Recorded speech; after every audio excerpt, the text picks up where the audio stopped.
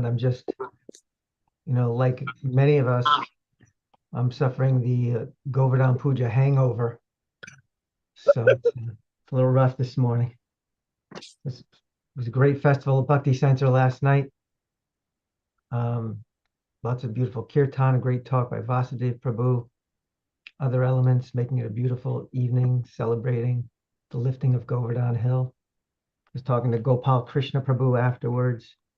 I knew I wasn't going to get to bed before midnight, or probably a little before midnight. And he was on cleaning detail, also had to be at work this morning at 6 o'clock, had to be at work by 6 o'clock. So a lot of us are going through that kind of thing. But let's see if I can put on a brave face here. Oh, devotees. Nothing like We devotees. thought you had the black eye. That's also possible sometimes, but not today. Um, okay.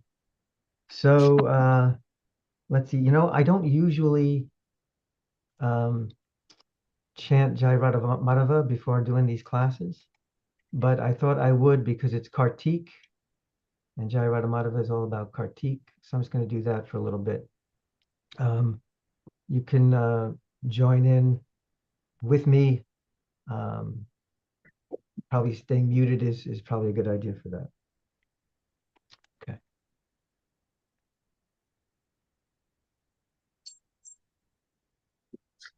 Jai Radha Madhava Kunja Bihari Jai Radha Madhava Kunja Bihari Jai Gopi Jana Vallabha Girivaradari Jai Gopi Jana Vallabha Girivaradari Yashoda Nandana Bhaja Jana Ranjana Yashoda Nandana Bhaja Jana Ranjana Yamuna Tira Vanachari Yamuna Tira Vanachari Jai Radha Madhava Kunja Bihari Jai Radha Madhava Kunja Bihari Jai Gopi Jana Vallabha Girivaradari Jaya Gopi Jana Vallabha Girivaradari Yashoda Nandana Braja Jana Ranjana Yashoda Nandana Braja Jana Ranjana Yamuna Tira Vanachari Yamuna Tira Vanachari Jaya Radha Madhava Kunja Bihari Jai Radha Madhava Kunja Bihari Jai Gopi Jana Vallabha Girivaradari Jaya Gopi Jana Vallabha Girivaradari Yashoda Nandana Brajajana Ranjana Yashoda Nandana Brajajana Ranjana Yamuna Tira Vanachari Yamuna Tira Vanachari Jaya Radha Madhava Kunja Bihari Jaya Radha Madhava Kunja Bihari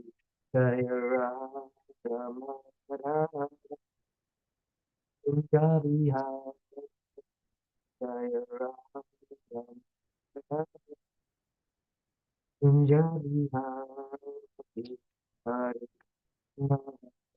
Krishna Krishna Krishna Hare Hare Hare Rama Rama Rama Rama Hare Krishna, Krishna Krishna, Hare Hare, Hare Rama, Hare Rama, Rama Rama, Hare Hare, Hare Krishna, Krishna Krishna, Hare Hare, Hare Rama, Hare Rama, Rama Rama, Hare Hare, Krishna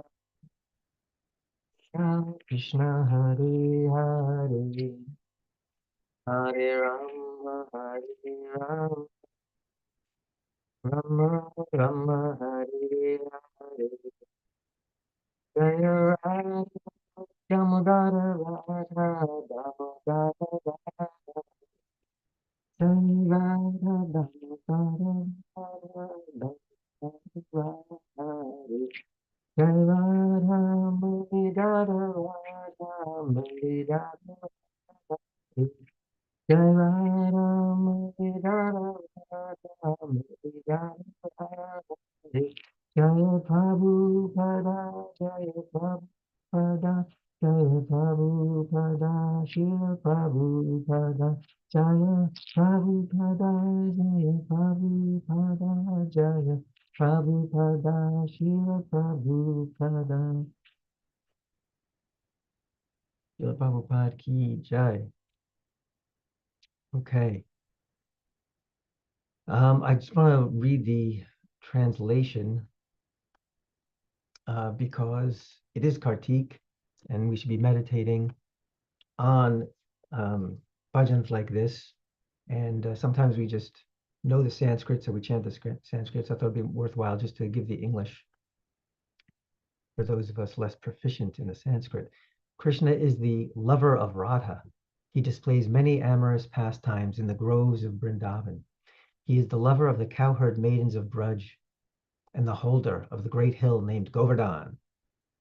He is the beloved son of Mother Yashoda, the delighter of the inhabitants of Braj, and he wanders in the forests along the banks of the river Yamuna.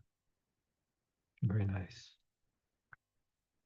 Om Namo Bhagavate Vasudevaya. Om Namo Bhagavate Vasudevaya.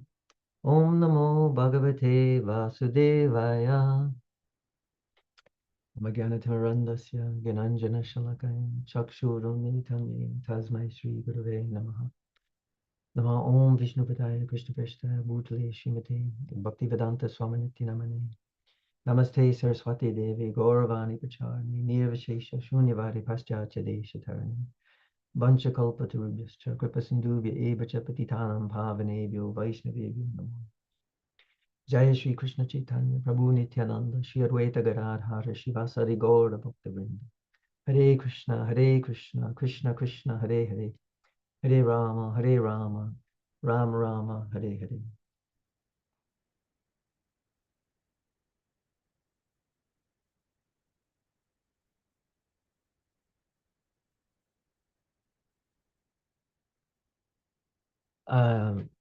I'd like to seek the blessings of the assembled devotees, especially the senior devotees present. That I may speak something worthwhile. Good Lord, I'll accept semi-worthwhile. Whatever you got. We are reading from the Bhagavad Purana.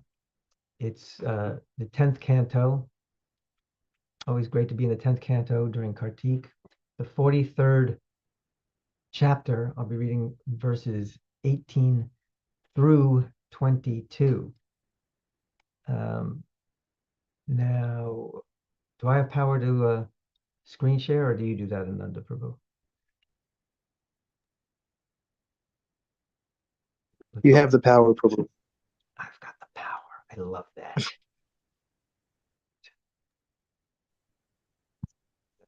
You just seek the blessings of the senior devotees. That's where the power comes That's from. So that gave me the power.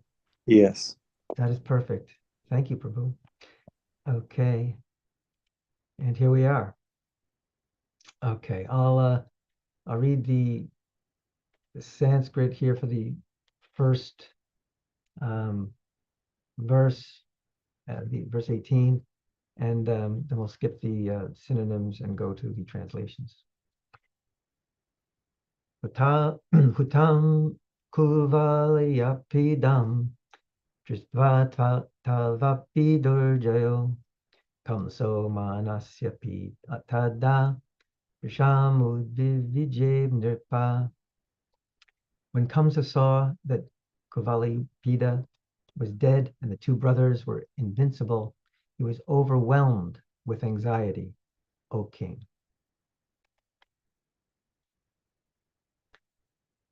Get you guys out of the way here. Arrayed with variegated ornaments, garlands, and garments, just like a pair of excellently costumed actors, the two mighty armed lords shone splendidly in the arena. Indeed, they overpowered the minds of all onlookers with their effulgences.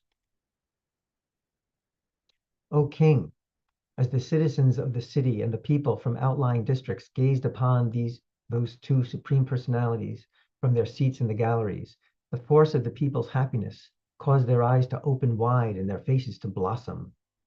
They drank in the vision of the Lord's faces without becoming satiated. The people seemed to be drinking Krishna and Balaram with their eyes, licking them with their tongues, smelling them with their nostrils, and embracing them with their arms. Reminded of the Lord's beauty, character, charm, and bravery, the members of the audience began describing these features to one another according to what they had seen and heard. Purport by the disciples of Srila Prabhupada. Naturally, those who assembled in Mathura for the wrestling festival had heard the latest news of Krishna's and Balaram's adventures in the city, how the lords had broken the sacrificial bow, defeated the police, and killed the elephant, Kuvaliyapida. And now that the people were seeing Krishna and Balaram enter the arena, their greatest expectations were confirmed.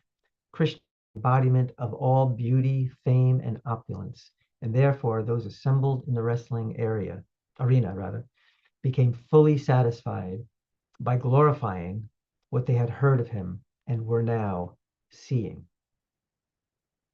So I'm just going to go back here to 18. When Kamsa saw that Kuvalipida was dead and the two brothers were invincible, he was overwhelmed with anxiety. This is Sukadeva Goswami talking to King Parikshit, of course. And this verse brings to mind, have you ever heard this saying, if you want to make God laugh, tell him your plans? Yeah. So if you remember a few chapters ago, Akrura, Kamsa was asking Akrura to go bring Krishna to Mathura from Vrindavan. And he laid out his master plans, and it was all like, first this will happen and then that will happen. I'll kill this one and I'll kill that one and I'll kill his family. And then I'll kill he was like this kind of mad villain, right? And it doesn't quite work out that way for Kamsa. Here he is now in anxiety. When he was describing his plans, it brought to mind, let me just do this. It brought to mind, what did it bring to mind? Yadunath, let's get going here, hold on. It brought to mind the Bhagavad Gita,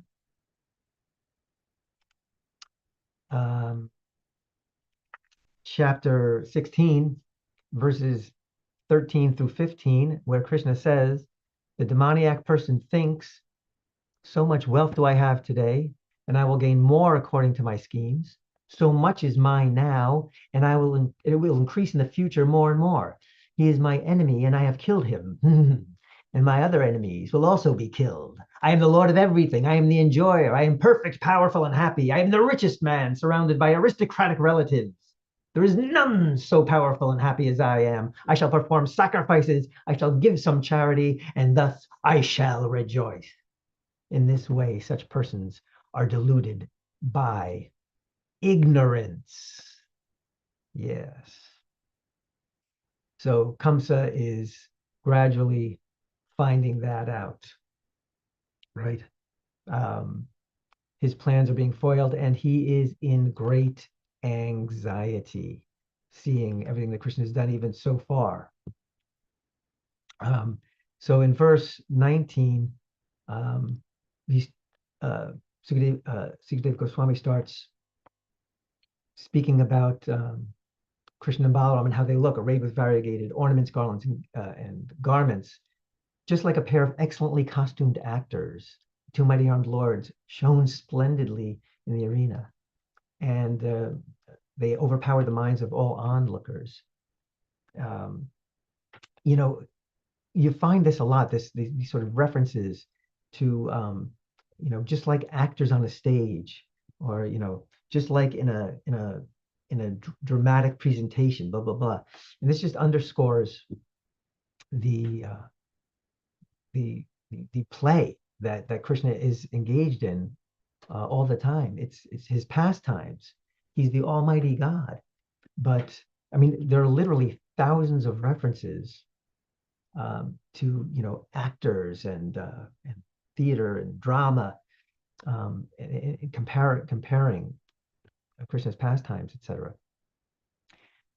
And Krishna is just acting this out like a play, and it's a lot of fun, just like kids having a lot of fun playing cops and robbers or whatever it might be. It's all Krishna's Leela.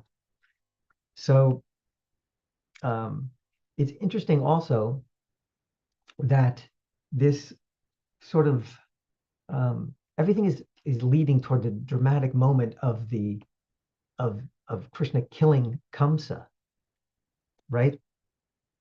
And it's the drama builds, and he kills this one who's standing in his way, and he kills the elephant, and he kills the keepers of the elephant. They're all standing in his way, and he's going to kill the wrestlers, and it's building and building and building, and then it sort of takes this detour into the audience perception and people seeing him indifferently depending on their different rasas with him.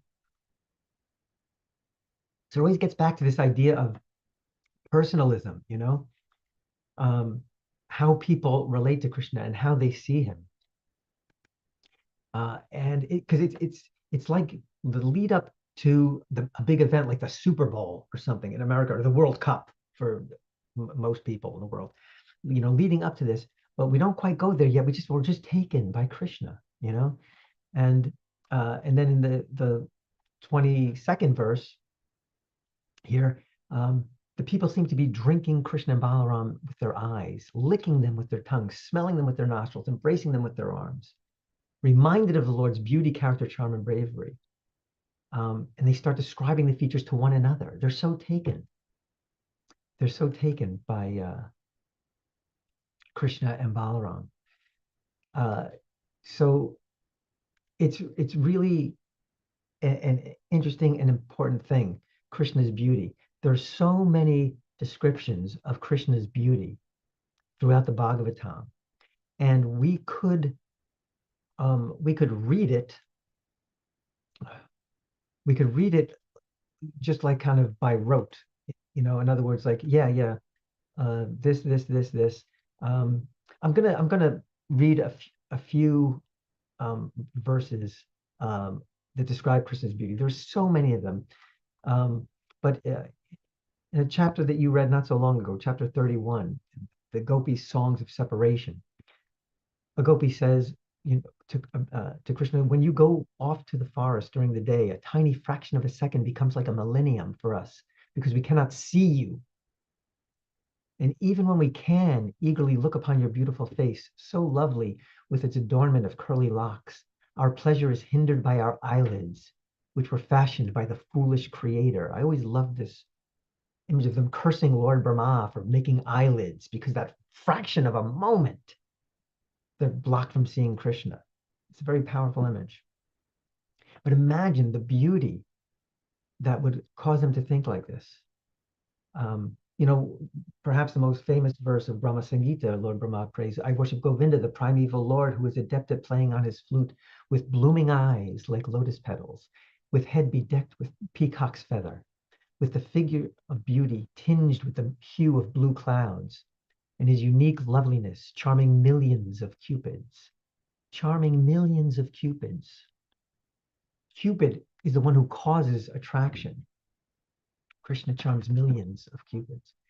And Akrura, on his way to go get Krishna, he's thinking to himself, I'm going to see the Supreme Lord Vishnu, the reservoir of all beauty, who by his own sweet will has now assumed a human-like form to relieve the earth of her burden. Thus, there is no denying that my eyes will achieve the perfection of their existence. I think in Krishna book, Prabhupada writes this like, my eyes will achieve the perfection of seeing. So that's on his way. He's so absorbed in coming to Krishna. And then when he actually does see Krishna in the Yamuna River, he sees Krishna in the Yamuna River, and he says, and Sukadeva Goswami describes the joy of seeing the Supreme Lord flooded Akrura's eyes with tears and decorated his limbs with eruptions of ecstasy. He felt such eagerness that he could not speak to present himself, O king. You know, we throw around, the devotees, as devotees, we throw around these words like ecstatic, nectar, blah, blah, blah, so much that they can lose their meaning. But I want us to really hear what he's saying there. Seeing Krishna flooded Akrura's eyes with tears and decorated his limbs with eruptions of ecstasy. When he sees okay, I'm sorry. So that verse is when he first sees Krishna. When he first sees Krishna. Now I'm going to read a description that Sukadeva Goswami says what Akrura has seen. And this is when he sees Krishna in the Yamuna. So Akrura is seeing Krishna in the Yamuna, and he's seeing the complexion of that supreme person was like a dark blue cloud. He wore yellow garments and had 4 arms and reddish lotus petal eyes. His face looked attractive and cheerful with its smiling, endearing glance and lovely eyebrows, its raised nose and finely formed ears, and its beautiful cheeks and reddish lips. The Lord's broad shoulders and expansive chest were beautiful. His arms long and stout, his neck resembled a conch shell. His navel was deep and his abdomen bore lines like those on a banyan leaf. He had large loins and hips, thighs like an elephant's trunk, and shapely knees and shanks. His raised ankles reflected the brilliant effulgence emanating from the nails on his petal-like toes, which beautified his lotus feet. Adorned with a helmet, bracelets, and armlets, which were all bedecked with many priceless jewels, and also with a belt, a sacred thread, necklaces, ankle bells, and earrings, the Lord shone with dazzling effulgence. In one hand he held a lotus flower, in the others a conch shell, a discus, and a club. Gracing his chest were the Srivatsa mark, the brilliant Kastuba gem, and a flower garland. As the great devotee Akrura beheld all this, he became extremely pleased and felt enthused with transcendental devotion. His intense ecstasy caused his bodily hairs to stand on end and tears to flow from his eyes, drenching his entire body. Somehow managing to steady himself, Akrura bowed his head to the ground, and he joined his palms in supplication in a voice choked with emotion, very slowly and attentively began to pray. These descriptions are extraordinary, and we shouldn't take them as some sort of poetic fiction. It's like, okay, I get it. The dude is good looking. All right, I'm with you. No, we don't get it. Krishna is everything we want. Krishna is everything we want. In every area of our desires, he is what we're looking for. He's what we're looking for when we do X. He's what we're looking for when we do Y. He's what we're looking for when we do Z. He's what we're looking for when we do A, B, and C, etc. And and and his beauty is stunning. His beauty is beyond any beauty that we've seen here. Whatever beauty we see, we just want to keep looking at, right? So Akrura, from the entire trip from Vrindavan to Mathura, he's just fully absorbed in thoughts of Krishna, thinking of his beauty, thinking of his qualities. That's love. Without even trying to, our mind is flooded with thoughts of our beloved. But that whatever joy we get from seeing beautiful things in this world, whatever excitement we get from a sexual experience, uh, whatever love we feel for any person of this world, all of that is included in simply seeing Krishna.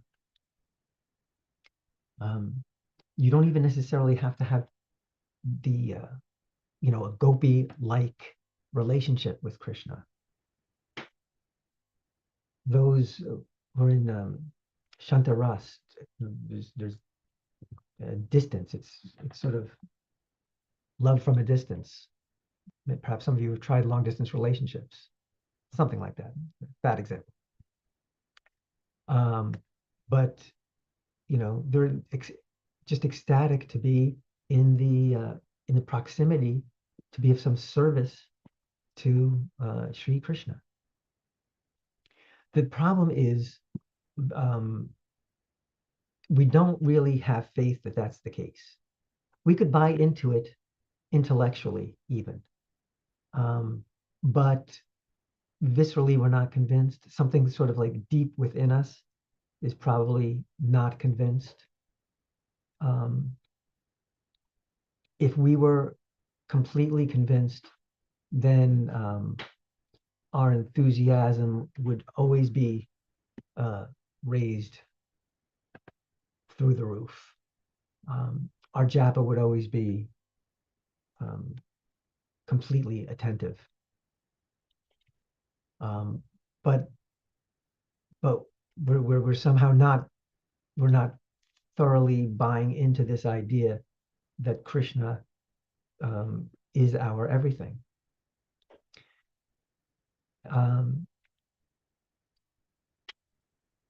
What can we do in order to develop that kind of faith? Well, one thing that comes to mind is Hare Krishna, Krishna Krishna, Hare Hare, Hare Rama, Rama Rama, Hare Hare. The chanting, when we want to improve our chanting, it doesn't fully come when we sit down with bead bag in hand. That's part of it. You can sit down, you can try to put your mind to it, do prayers before we start chanting. We can remind ourselves to be attentive. When our mind inevitably goes, we can remember to just bring it back, keep bringing it back, keep bringing it back. But most of our effort to improve our chanting happens when we're not chanting. Okay, the 10th offense to the holy name, right? It's to not have complete faith in the holy name and to maintain some material attachments even after understanding so many instructions on this matter. What does that mean? Does that mean you're not allowed to have material attachments? No, it's understood that we have material attachments. We're trying not to maintain them, right? So many instructions on this matter. Does that mean like, I already told you to be attentive, so be attentive? It doesn't mean that either. It means that we're hearing the instructions, but are we living by those instructions? Because those instructions are designed to help us to better focus our mind on the holy name. So if we're chanting 16, 25, 64 rounds every day, and we're going out and allowing ourselves to have critical thoughts of others, or outwardly just outright criticizing others at every turn, if we're not trying for if we're not trying to control our anger, our lust, and our greed, if we're living our life as if our life is something separate from our spiritual life, or our life is something separate than our japa, or our life is something separate from when we go to temple, then our japa is going to improve very, very slowly, assuming that when we do sit down to chant, we are making the effort. The more we start living our lives in conjunction with Shastra and with Guru,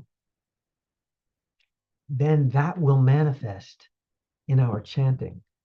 And when it manifests in our chanting, that will inform how we think spontaneously when we're out in the world. And that will increase our faith that Krishna is our everything. That I don't need to look at, beautiful women, handsome men.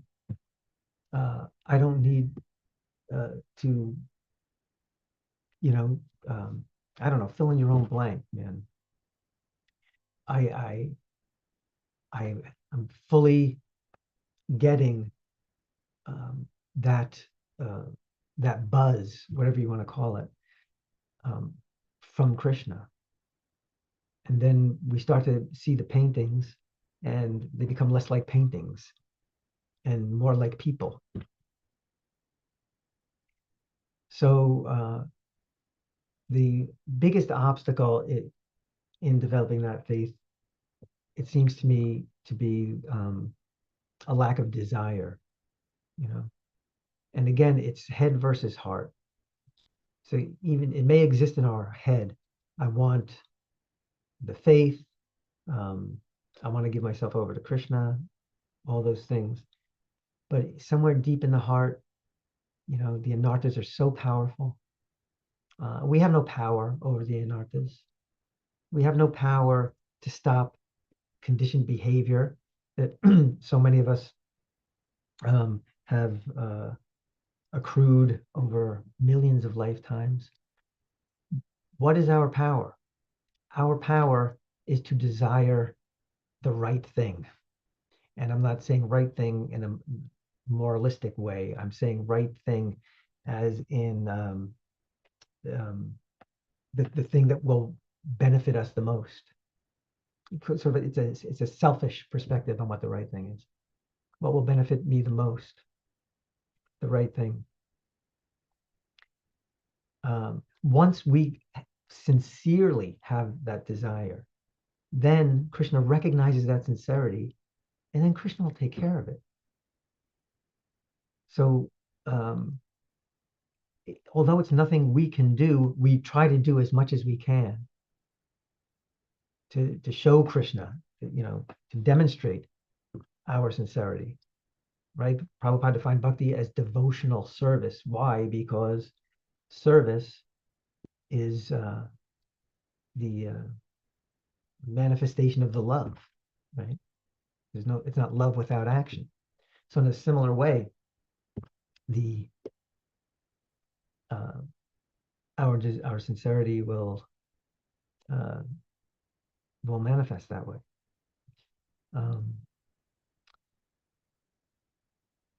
When our sincerity is at its peak, then we can start praying for Krishna's help, praying for Krishna's protection, and praying for that desire to fully inform our heart. So that's really, desire is the intelligence of the soul, really. So if we have it intellectually, that's great. That's a great start. In my mind, I know I want to love Krishna, and I want him to be the central focus of my life. Some of us aren't even there yet. Some of us don't even want to get there yet, but some of us do want to get there. So we try to get there. It's platform after platform after platform. Ultimately, Krishna is going to take us. So And of course, we're connected to Krishna through the guru. So for those of us who've been initiated, um, you know, appeal to your guru, you know, um, in person and also in prayer. Appeal to the guru, understand the I don't want to say hierarchy, but the chain that will lead you to Krishna. Go to your guru. Guru will take care of it, to bring it to make sure it gets to Krishna, and Krishna will take care of everything. Those of us who are not initiated, Prabhupada is there for you. Pray to Prabhupada, and Prabhupada will take you through. Of course, his whole.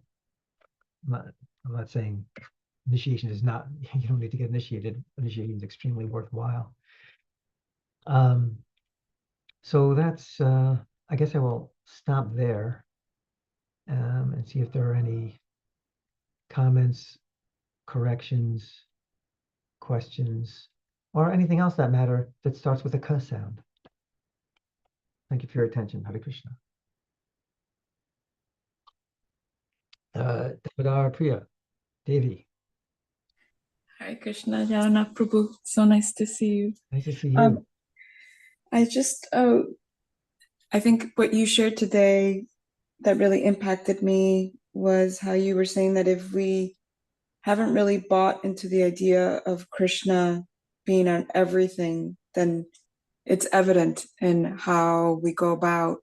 And it just made me think of this morning, I received a message from my sister that a young cousin that I hadn't had any contact with since, I don't know, like 20 years, that he actually left his body a month ago from a possible drug overdose.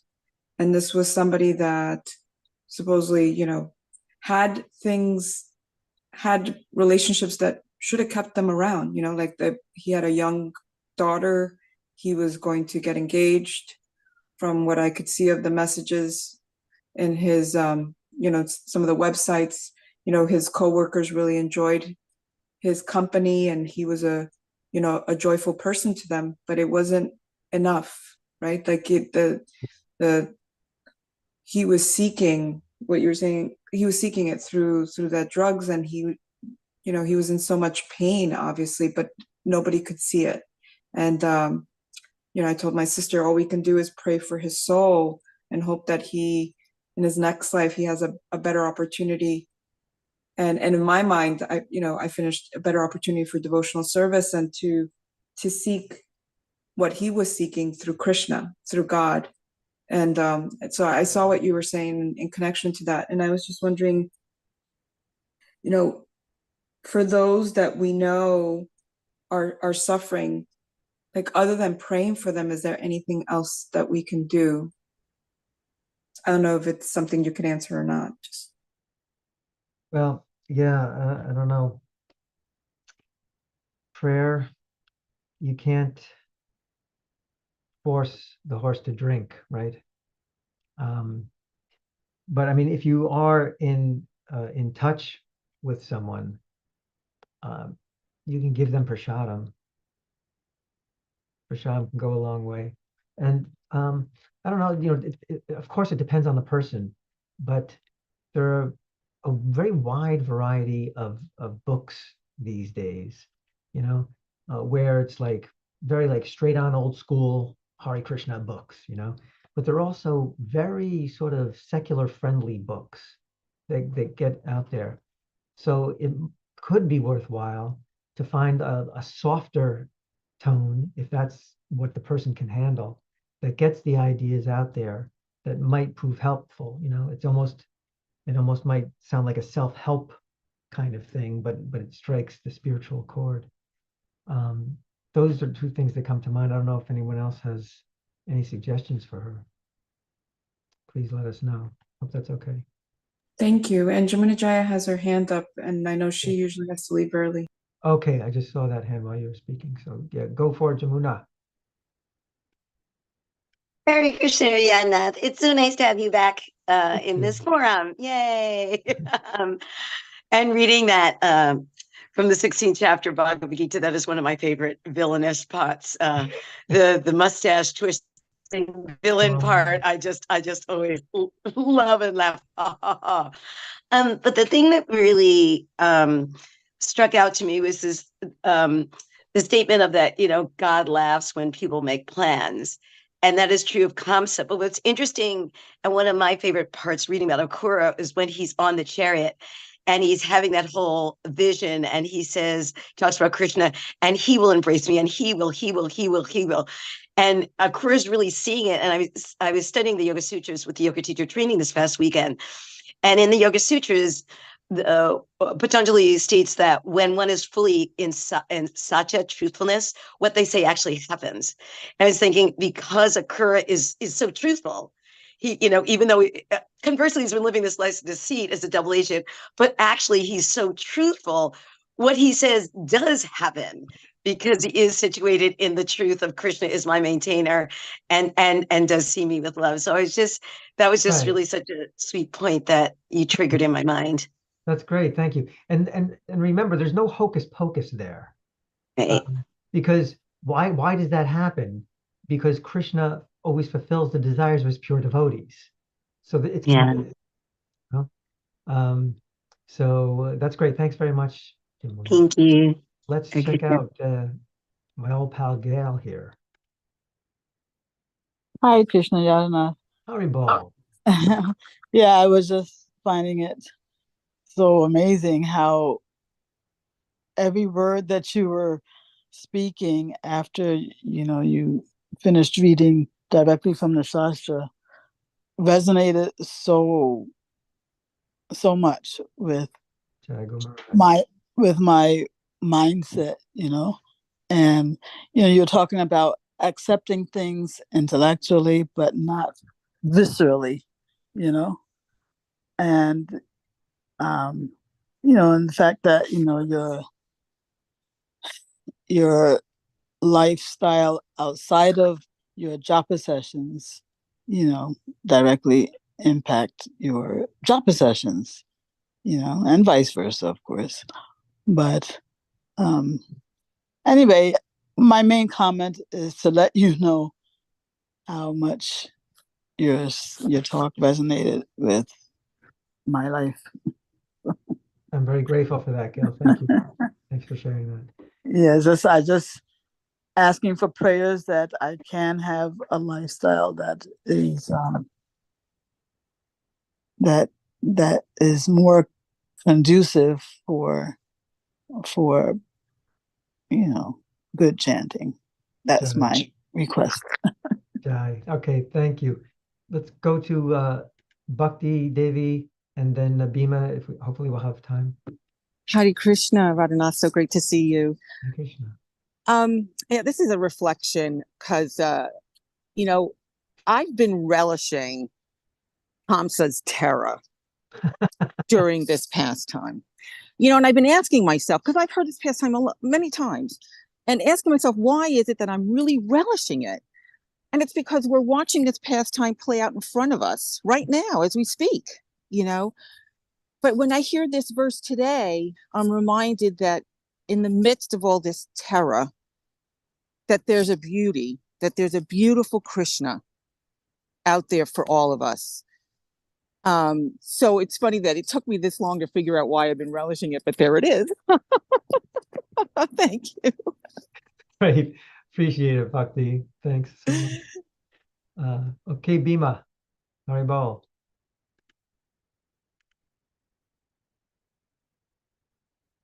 Haribol Prabhu. Can I be heard okay? I'm in the middle of a field. Yes, we see your wheelbarrow. Yes. Yeah. Yeah, wheelbarrow that represents my mind. It's full of something. Anyways, what over the years, I have come to the practice of when I chant my rounds in the morning, because I have such a restless mind. I always have a Bhagavad Gita, of course, up online, or pages open, so that when my mind, pulls at the reins, so to speak, I just read a verse, or more specifically, read Prabhupada's purports. And as I've grown in age and come to sort of that retirement from life, and of course, the experience that life is behind, and who is in front. And this morning I was chanting, and I can't I think it was third chapter. Don't have good memory for specifics.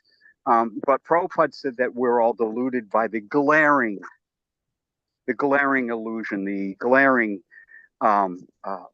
play of Maya, and that the whole reason why we cannot so-called row our boat in that Queen Kunti River of heading towards the ocean, of all our thoughts heading with the help of the current of Krishna consciousness, our devotee, our association, the philosophy, our desire, Krishna's desire for us. He always, sort of carries us along. The reason why, and this stuck with me for years, being rather introspective, that I always feared the idea of the fact that I may have my anchor down.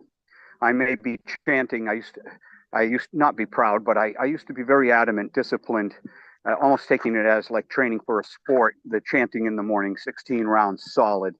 But I always felt like I was sort of rowing, but not going anywhere. Why am I still anxiety? Do I have such extreme anxiety about the things in my life, the things that that surround me, the things that I've built up, blah, blah, blah, blah, blah. Anyways, long story short, we come to understand, or at least I came to understand that, and Krishna will arrange it, of course, at some point in our life, even on our last breath, that we have to let go of everything in this world. We can still be in it, operate in it, do our best, pull the string of the bow, but we cannot be attached to anything. We have to be very truthful to ourselves. How much are we gaining our sense of enjoyment? How much are our desires towards this glaring nature, this trick? If we can just understand, how ephemeral these things are, we do understand them when we get older, a little bit more than when we're younger, because we're no longer striving so hard. But I just think it's so important for all of us to understand that it's not by virtue of our chanting, no matter how strong, we do it. It's not by virtue of any endeavor on our part, though that all manifests as a show of our desire, but is by virtue of letting go, like you said, something deep inside of us that still holds on to wanting to be the star of the show, to be the center of attention, to be the person who gets rather than gives. And I just thought I'd say that because everything that you said sort of revolved around that. And that, very important to be able to actually call out to Krishna is to be able to actually turn full force all our senses. And most importantly, as you said, it can be in our head, but it's not heart deep, so that our desire becomes a single strand towards Krishna. And I just wanted to thank you for reminding me of how important the heart is in this approach to Krishna. And that if the heart is holding on to one thing, it can hardly hold on to Krishna's hand. Hare Krishna. Thank you so much, Bhima Prabhu. Hare Krishna. This was a very poetic class and very poetic interaction after the class. Very nice class, Yadunath Prabhu. Very Krishna-centered and relatable. Thank you.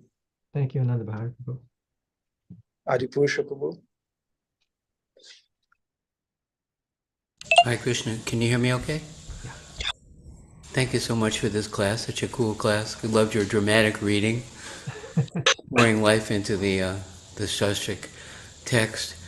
And everybody's dancing around this subject of like the chanting.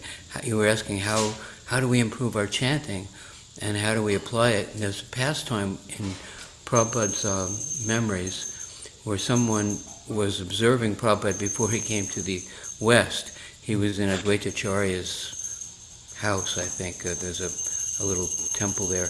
And he was in the back, and he was chanting, and he was weeping. And someone noticed this sannyasi back there weeping and chanting, and he inquired, Prabhupada, Prabhu, what happened? What? He said, my guru asked me to bring Krishna consciousness to the West. And I'm pouring out my heart, praying for the blessings of Advaitacharya and Krishna. Please show me how I can carry out the instructions of my spiritual master. So devotional service and the relationship with the spiritual master and our prescribed duty is something that might give us powerful impetus to chant with burning tears. Burning tears. The Hasidic Jewish people say, bake your bread with burning tears. Right? It's not a casual thing. Reminds me of Kabbalah. Remember Kabbalah? No. Anyway, he used to say, Kabbalah, yes, I do remember him. He was ecstatic. yeah, so funny. He decided one day, from now on, I'm going to chant my chopper with such intensity that I'm going to get at least one tear, you know. He was driving us crazy during japa, screaming and yelling.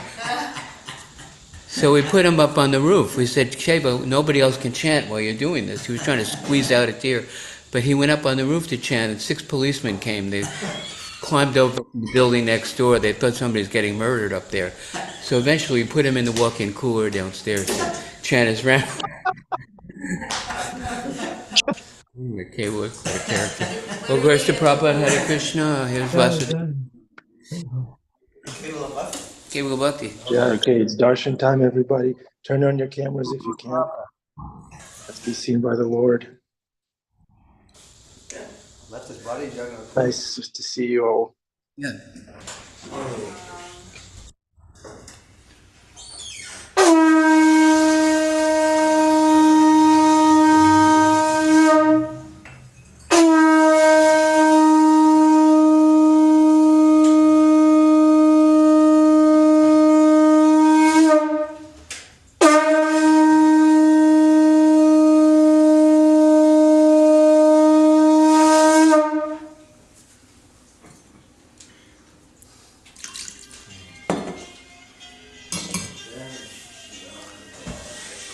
Krishna.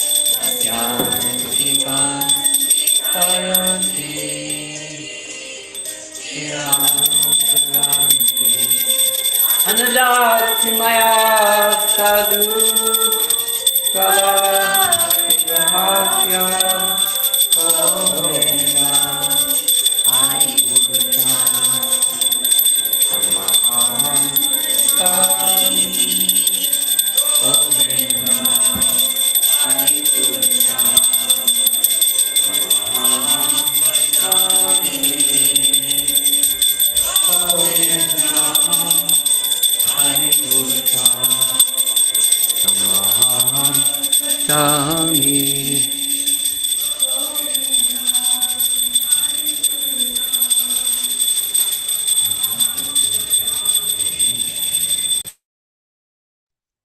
Okay, this was it. Thanks, everybody. Have a wonderful day. It was nice seeing you. Whatever we're going through, let's put it into japa, into a sincere plea before the Lord. Krishna, please give me brain, give me taste. Thank you. Thank you. Hare Krishna.